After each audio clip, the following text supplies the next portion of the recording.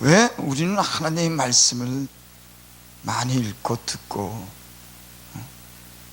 그리고 하나님의 말씀을 확실히 믿는다고 아멘하고 하나님이 살아계신다고 그렇게 수없이 말을 하지만 왜 우리는 하나님 말씀대로 살지 못할까? 하나님의 말씀을 그렇게 전하고 주의 종들도 그렇게 전합니다. 하나님은 살아계셔. 하나님 말씀은 살아있어. 주의 종들이 힘을 주고 큰 확신 속에서 전해. 듣는 사람들도 그것이 하나님의 말씀이라 그러고 아멘 아멘 그렇게 듣습니다. 근데 우리의 삶은 확실하게 전하고 아멘이라고 받지만은 우리는 뭔가 이상해요. 어떻게 보면 전혀 하나님 말씀대로 살지 못하는 우리 자신을 보게 됩니다. 아니, 하나님 말씀대로 우리가 살지만은 전혀 미치지 못하는 그런 삶을 우리가 보게 되는 거죠. 왜 그럴까? 왜 그럴까? 여러분, 한번 우리가 한번 생각을 한번 해봐야 될 것 같아요. 왜 그러지? 우리의 입술은 하나님을 100% 믿는 것 같은데 우리의 삶은 왜 우리는 말씀대로 살지 못하는, 우리는 순종하지 못하는, 우리 하나님의 능력이 크신데 그 능력대로 살지 못하는 이런 연약함 속에 우리가 살까? 그러면서 저는 그런 생각을 했어요. 그래, 사람마다 믿음의 차이가 있구나. 믿음의 차이가. 그 말씀을 확실하게 믿는다고 하는 건 그 입술의 고백이 거의 동일한 삶을 보여주는 그런 확실한 그런 믿음의 고백과 그 삶이, 믿음이 함께 따라가 주는 사람들도 있고, 입은 믿지만은 그 삶이 따라가지 않는 믿음이 약한 이런 차이가 있구나. 예수님을 만난 예수님의 제자들은 예수님을 직접 봤어요. 그 하나님을 직접 봤습니다. 그러니까 만진 바 되고 들은 바 되고 눈으로 본 바 됐다. 태초부터 있는 생명의 말씀에 관하여는, 그 하나님을 태초부터 있는 생명의 말씀에 관하여는 그 제자들이 직접 목격했어요. 그리고 들었습니다. 손으로 만졌습니다. 요한은 예수님의 품에 기대는 그런 장면도 성경에는 묘사되어 있어요. 예수님이 십자가에 못 박혀 죽으시고 부활하신 것도 다 목격했습니다. 그들의 믿음과 우리의 믿음은 어떤 차이가 있나? 그들은 결국에는 생명을 낸, 물론 성령이 임하셨기 때문에 그 성령의 권능을 입고 복음을 전했지만 그들은 특별한 사람이었습니다. 예수님을 직접 눈으로 보고 만진바된 그 목소리를 들은, 그리고 그 하나님으로부터, 예수님으로부터 부르심을 받고 보내심을 받은 확실한 이런 증인으로 살았어요. 그러니까는 성령이 임하고 나서 자기 목숨도 다 내어놓고 세상에 대해서는 초월하고 하나님 그 사랑 안에서 하나님의 그 말씀을 전하는데 꺼리낌 없이 생명까지도 내놓으면서 세상의 물질, 우리는 몇 푼 가지고 우리는 떨고 그것 가지고 시험 드는데 이분들은 어디서는 자기 목숨을 내놓고 복음을 전했습니다. 아니, 도대체 어떤 차이가 있느냐 말이에요. 아니, 우리는 왜 이 성경에 기록된 이 말씀이, 성령으로 기록된 이 말씀, 예수님이 기록된 이 말씀이 우리가 믿는다 그러는데 왜 우리는 그들과 같은 똑같은 삶을 살지 못하나? 아마 이 말씀이 다 믿어지는 사람이 있을 겁니다. 그래서 이 말씀대로 보내신 그 예수님을 말씀을 통해서 만난, 조금도 의심치 않는, 그래서 하나님 말씀대로 살고 자기 생명을 바치는 진짜 믿음을 가진 그런 사람도 있죠. 있습니다. 어쨌든 우리는 각자가 다른 믿음을 가지고 살지만은 이런 확실한 믿음을 붙들기 위해서 우리는 하나님의 말씀도 듣고 기도도 하고, 하나님이 또한 그 사모하는 대로 정직하게 살고자 하면 정직하게 살고자 하는 대로, 깨끗하게 살면 깨끗하게 사는 대로, 믿음을 요구하면 확실한 믿음을 요구하면 믿음을 요구하는 만큼 간절히 바라는 그 마음과 중심이 정직히 바라는 대로 주님은 우리에게 주시는 줄 믿습니다. 하나님은 정직하신 분이에요. 그래서 우리 마음이 무엇을 구하느냐를 주님은 아십니다. 아셔요. 당연하죠. 예. 그 마음에 무엇을 구하는지, 돈을 구하는지, 믿음을 구하는지, 천국을 구하는지, 신령한 은사를 구하는지, 그리고 주님은 말씀하신 대로 그렇게 줍니다. 나를 간절히 찾는 자가 나를 만날 것이다. 간절히 참으면 주님 만나잖아요. 우리가 어려운 시련 가운데 하나님을 성전이든지 기도원에 가고 진짜 어떤 사람들은 피물 나게 기도하는 사람이 됩니다. 목이 터져라고 간절히 기도하는 사람, 자녀 때로는 자녀 때문에 그 가정이 그 파탄에 빠졌을 때, 자기 몸이 병들었을 때라든지, 예? 어떤 굴욕적인 삶을 살 때 인간은 하나님 앞에서 간절히 찾는 겁니다. 예? 인간이라고 하는 것은 자존심이 있는 겁니다. 자존감이 있는 거예요. 하나님의 형상대로 지은 인간은 아무렇게나 살 때 그 자존감이 상실되는 겁니다. 그래서 다른 사람에게 인정받고 하나님이 주신 것으로 인해 부유해질 때 자존감이 살아나는 거죠. 우리 인간은 이런 어려움 속에서 그 자존심이 상한 거 못 견디는 겁니다. 자존감은, 인간의 어떤 자존감을 잃은 겁니다. 인간으로서 하나님 형상대로 지음받고 떳떳하고 당당하게 살아야 되는 하나님이 우리를 그렇게 만들었죠. 그리고 하나님이 지으신 모든 것을 누리고 정복하라 그랬죠. 물론 예수님을 믿고 우리가 얻은 부유에 대해서는 우리가 부유를 나눠줘서 가난한 사람이 되는 겁니다. 신실한 종들 같은 경우는. 그래서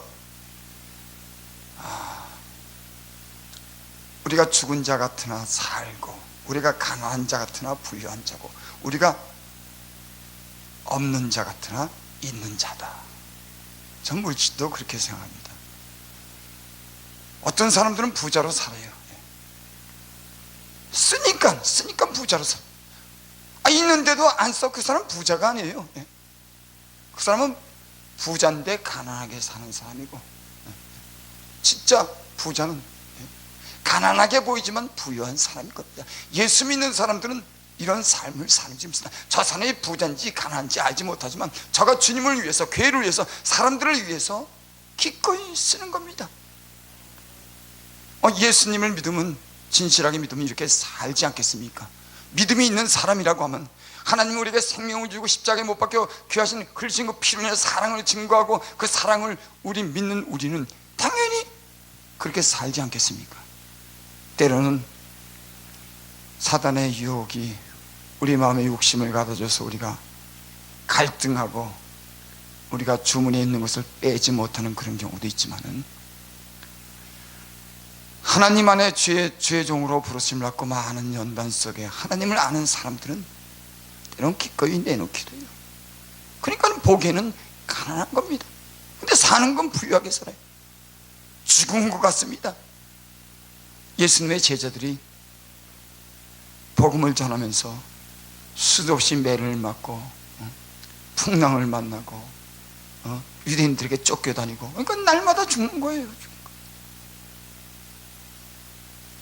저는 예수님의 제자들의 그런 삶이 부유하지 못하고 가난하고 핍박받으면서 그들이 복음을 전할 수 있는 그런 능력이 약한 데서 온전해진다고 하는 것이, 그들이 핍박받고 가난하고 쫓겨다니면서 그들은 주님을 온전히 의지할 수밖에 없는 그런 믿음을 가지고 복음을 전하면서 능력 있는 삶을 살았다. 너무나 당연한 겁니다. 오늘날에는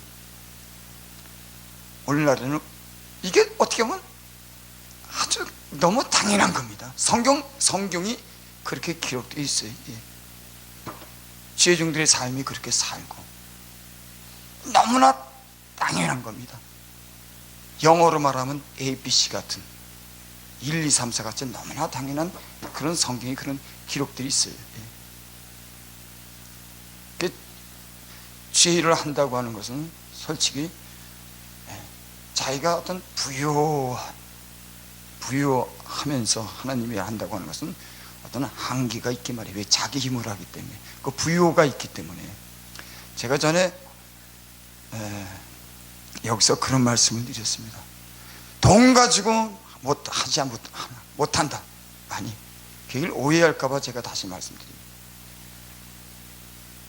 사람이 되지 못한데 최종으로 쓸 그런 어떤 자격이 못 되는데 돈 가지고 한다고 하는 돈, 그런 얘기라는 겁니다. 여러분, 하나님이 죄를 감당할 수 있는 그런 부르심을 믿고 자격이 있으면은 그건 걱정 안 해도 안 돼.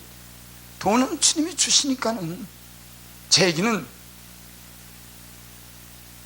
자격을 갖추지 못, 좀 이상하지만 제가 말이, 그 언어가 생각나지 않아서. 그런데 하나님이 쓸 그런 그릇이라고 하는 게 좀 편안하겠네요. 그릇이 안 됐는데 돈 가지고 한다? 아니, 그릇이 되면은 주님이 돈도 줄 거 아닙니까? 좀 이렇게 쉽게 제가 얘기를 하겠어요.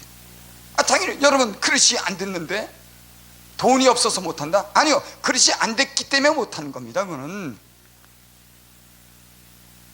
여러분, 이제 제 얘기를 좀 이해를 하실 거예요. 제가 방송에서 그런 설교를 했기 때문에 저 사람이 자기도 돈 가지고 살면서 그러지, 아니, 그 얘기가 아니에요.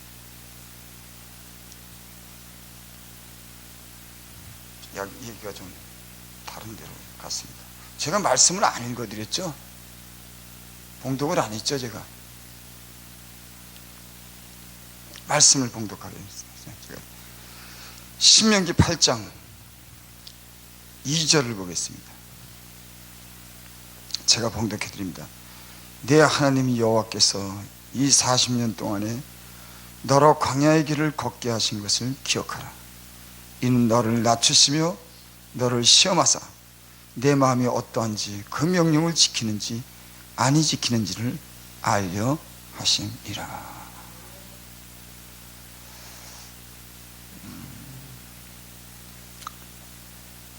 사람이 떡으로만 사는 것이 아니라 하나님 입에서 나오는 말씀으로 산다고 그랬습니다. 여러분, 그럼 우리 한번 이런 걸 한번, 하나님 입에서 나오는 말씀으로 산다고 하는 건 무슨 뜻인가? 하나님이 입에서 나오는 말씀으로 살면은 복받아. 아니, 그건 거룩한 삶을 사는 거야.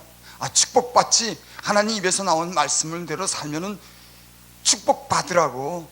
다르게 살면, 거룩하게 살면, 그 하나님 말씀이 거룩하니까 그 말씀대로 살면 복을 받아. 이 말이 맞습니다. 하지만은 여러분, 우리가 한번 다른 방향으로도 한번 생각을 해. 하나님 말씀, 여기 오늘 말씀에 보면 그런 말씀이 있습니다. 너를 낮추시며 너를 줄이게 하시며 또 너도 알지 못하면 내 열조도 알지 못하던 만나를 내게 먹이신 것은 사람이 떡으로만 사는 것 아니요 여호와의 입으로 나오는 모든 말씀으로 사는 줄 너로 알게 하렵니다. 우리가 이 말을 들으면 딱 우리가 느낌은, 제 말씀을 읽을 때 우리는 그런 마음이 들 겁니다. 그래, 하나님 말씀대로 살아야 복을 받아. 하나님 말씀이니까. 이 얘기가 맞아요. 하지만 이 하나님이 이 말씀한 의도가 뭔가? 의도가, 여러분, 그렇겠죠? 어떤 의도, 주님의 마음은 어떤 마음으로 이 말씀을 했을까? 사람이 떡으로만 자기 생명을 유지하는 것 아니에요. 하나님 말씀만 가지고도 사람이 생명을 유지 못해요. 그러니까 하나님 말씀도 우리가 먹어야 된다 그래요. 그럼 주님은 왜 이 말씀을 했을까?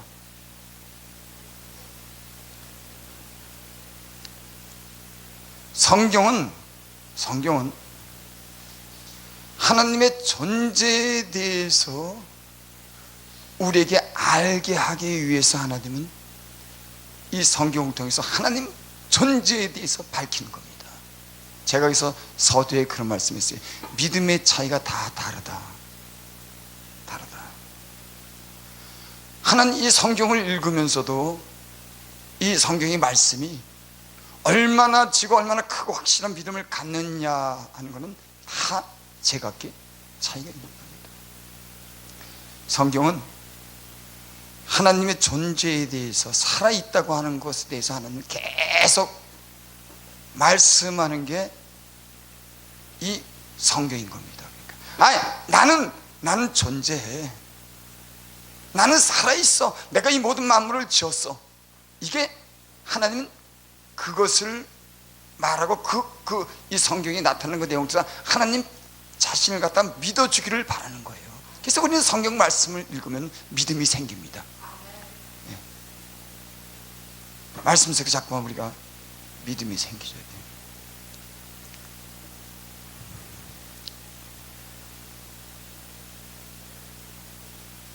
하나님은 하나님 말씀을 통해서 하나님 자신을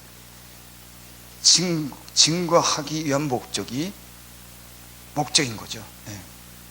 네. 그러니까 떡으로만 사는 것 아니야. 하나님 말씀으로 산다고 하는 것은 하나님 자신을 말씀 속에서 증명하고 살아있다고 하는 것을 알게 하기 위해서 그런 겁니다. 그러니까 가장 중요한 주제는 하나님 말씀, 이것이 하나님 말씀이라고 할 때 우리 양심 속에 성령이 하나님 말씀이라고 말씀할 때 그 말씀을, 그게 하나님의 말씀으로 확실하게 믿어지는 믿음을 우리가 갖기를, 그 무엇을 통해서? 하나님의 입에서 나오는 말씀이라고 하는 것입니다. 하나님의 입에서 나오는 말씀, 하나님 자신이 말씀, 생명, 여기에 가장 중요한 문제가 있는 겁니다. 여러분, 하나님 말씀대로 우리가 살 때 우리 영혼이 삽니다. 그건 하나님 입에서 나오는 말씀이기 때문에 그런 거예요. 내가 산다는 것보다 더 중요한 거, 내가 지키면서 복을 받는다는 것보다 더 중요한 거 뭐냐면 하나님 말씀, 하나님 입에서 나오는 말씀이 더 중요한 겁니다. 하나님은 그것을 성경 전체를 통해서 우리에게 증거하는 거예요. 하나님 말씀이라고 하면 자신을 얘기하는 겁니다. 자신의 어떤 거룩함을 입증하는 겁니다. 아니, 복 받는다고 하는 건 그 단계, 하나님의 거룩하심을 입에서 나오는 말씀으로 입증하는 겁니다. 살아있다고 하는 걸 입증하는 겁니다. 그래서 그 말씀대로 모든 것이 이루어지게 하면서 하나님은 자기 자신이 한 입술에서 난 말씀에 대해서 하나님 자신이 말씀한 것에서 증거하는 겁니다. 왜? 하나님이 계시다고 하는 거예요. 저는 다 똑같은 믿음을 가질 수 없지만 우리는 하나님 말씀을 갖다 확실하게 믿을 수 있는 믿음을 가질 수 있기를 바랍니다. 우리 속이 깨끗해지기 시작합니다. 하나님의 경외감을 느끼기 시작합니다. 하나님이 입에서 나오는 말씀이라 그럴 때, 아니 말씀은 복받아, 이것보다 하나님 말씀이라고 하는 그 말씀을 통해서 우리는 살아있는 하나님 말씀을 통해서 우리가 경외감을 느끼고 그 앞에 머리를 숙이고 그 말씀을 지킬 수 있는 믿음이 생길 줄 믿습니다. 그래서 성경은 나 여호와가 말하니라, 나 여호와가 말하네, 하나님 말씀 여호와 말, 계속 여기서 그러는 거예요. 가장 중요한 것은 하나님 입에서 나오는 그런 말씀이라고 하는 건 하나님의 살아계시다고 하는 것을 증거하기 위해서 이 말씀을 주셨다고 하는 겁니다. 여러분, 성경에 기록되어 있는 모든 말씀은 하나님 입에서 나오는, 하나님이 책임지시는, 하나님의 살아계심을 증명하는 그런 말씀인 줄을 믿습니다. 이 믿음이 각자 틀린 거예요. 이 믿음이 저마다 틀린 겁니다. 어떤 사람은 디모데가 그랬죠. 거짓 없는 믿음으로 나는 사랑이거니와. 그건 거짓된 믿음도 있고 약한 믿음도 있고 시원치 않은 믿음도 있다고 하는 거예요. 우리의 믿음은 다 이 안에 들어있어요. 하나님 말씀을 읽으면서도 진짜 하나님의 입에서 나오는 말씀으로 듣고 말씀의 경외감을 느끼고 말씀을 지키는 확실하고 큰 믿음을 가진 사람들이 있어요. 그렇지 못할 경우에는 우리의 삶이 우유부단해지고 어중간해지기 시작합니다. 그래서 예수님께서 베드로에게 그렇게 말씀했죠. 사단이 너를 밀가부로 너를 청하는데 내가 내게 믿음이 떨어지지 않게 해서 내가 너를 위해서 기도했다. 우리 믿음을 한번, 믿음의 거울이, 믿음의 저울이 한번 있었으면 좋겠어요. 사람이 딱 올라가면 그 믿음이 10kg인지 50kg인지 100kg인지 좀 그런 저울도, 그리고 전 거울도 우리 양심이 얼마나 깨끗한지 그 비춰지는 거울도 있었으면 좋겠어요. 그러면 거울을 보고 날마다 야, 내가 양심이 이게 지금 저울을 달고 내 믿음이 이렇구나.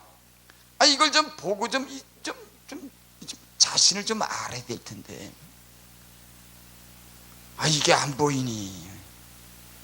누구한테 얘기한 얘기입니까? 저한테. 여러분, 저 여러분한테 근데 공격을 또 받아요. 저한테.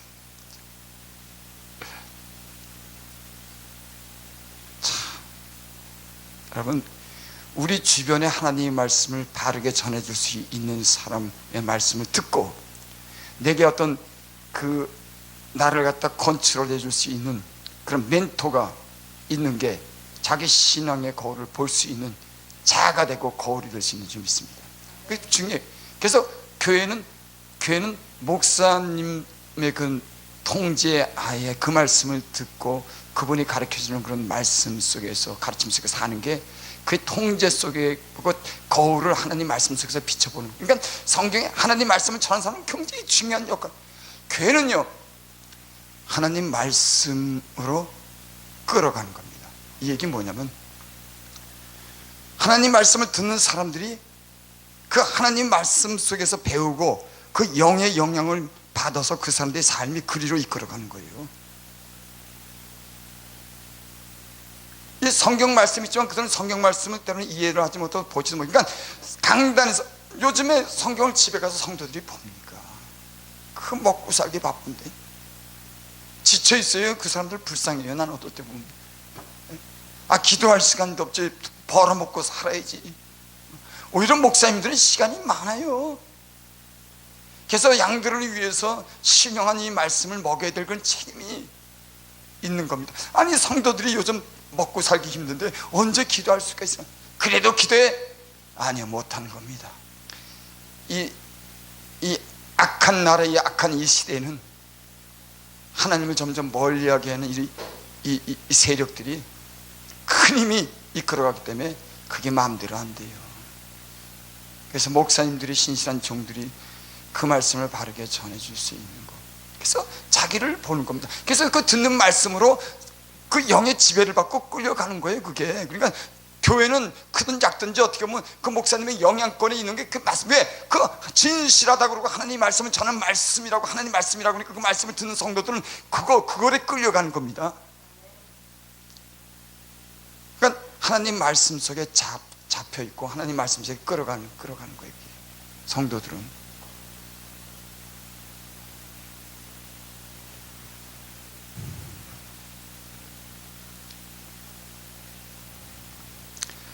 이 절을 보겠습니다. 내 하나님 여호와께서 이 40년 동안에 너로 광야의 길을 걷게 하신 것을 기억하라. 이는 너를 낮추시며 너를 시험하사. 내 하나님 여호와께서 이 40년 동안에 너로 광야의 길을 걷게 하신 것을 기억하라. 우리는 성경을 읽을 때 이런 의문을 갖습니다. 왜 하나님께서 광야로 보냈지? 애굽은 안 되는 건가? 아니면 저 가나안같이 그런 좋은 땅에 따로 이렇게 부르시면 안 되나?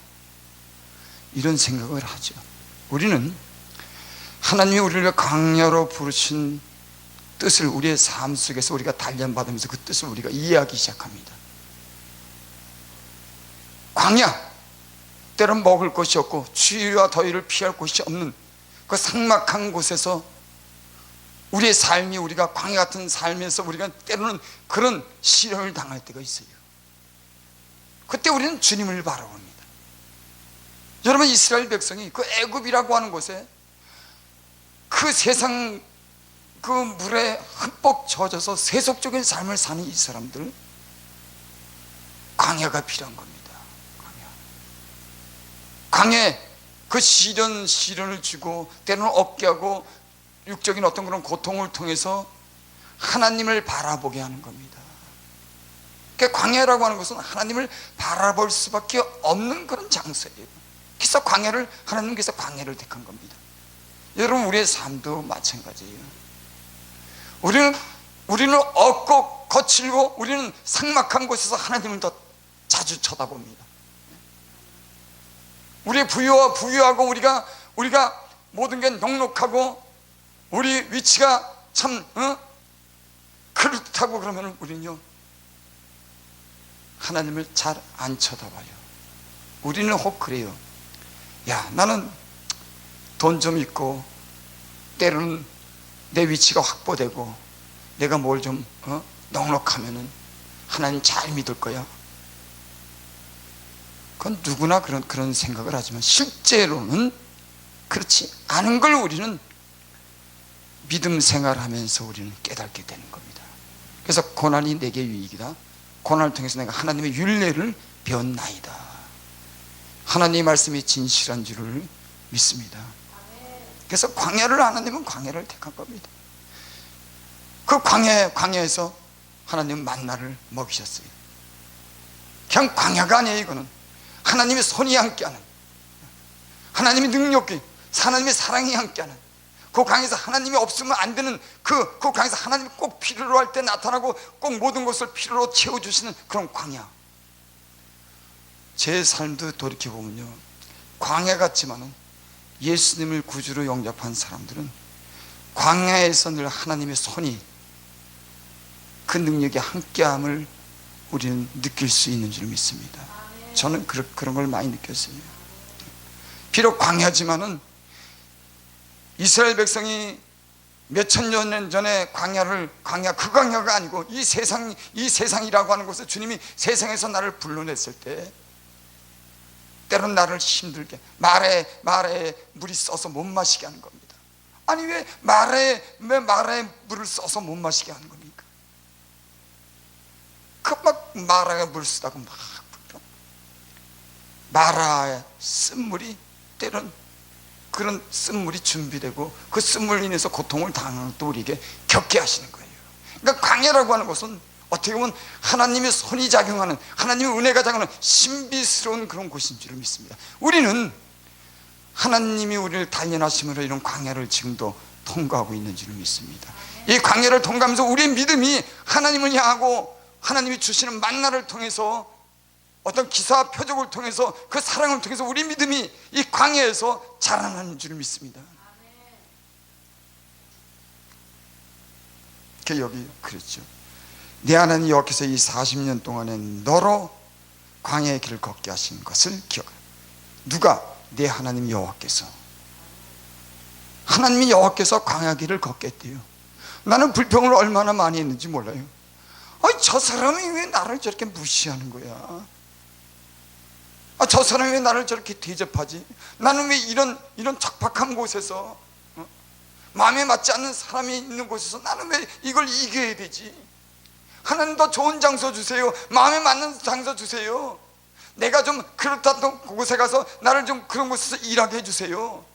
나는 여기서 마음도 안 맞고 내가 이거보다 더 좋은 곳에서 좋은 위치에서 내가 일할 수 있는데 왜 하나님 나를 갖다가 이런 광야에서 왜 나를 갖다 고생시킵니까? 많이 원망했어요.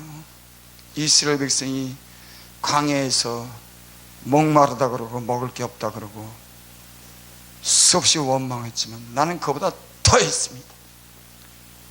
그러니까 믿음이 그 정도밖에 안 되는 거예요.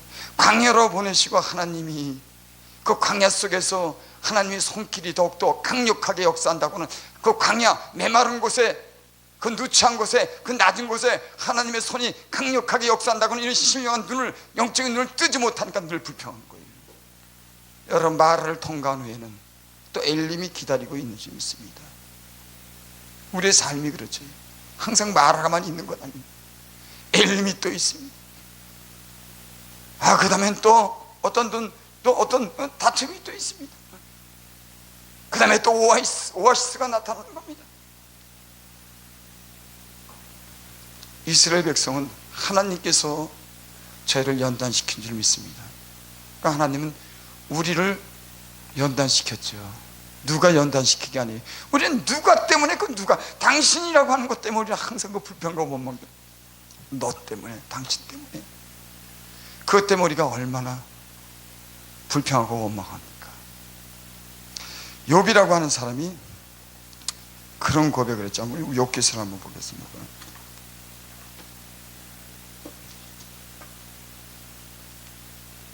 욥기서에 보면 그런 말씀이에요. 욥이 시련을 받고 하는 그런 시련을 받고 주님 하나님의 폭풍 가운데 나타나시죠. 그리고 하나님과 욥이 대면합니다. 그때 욥이 하나님을 향해서 그렇게 말하죠.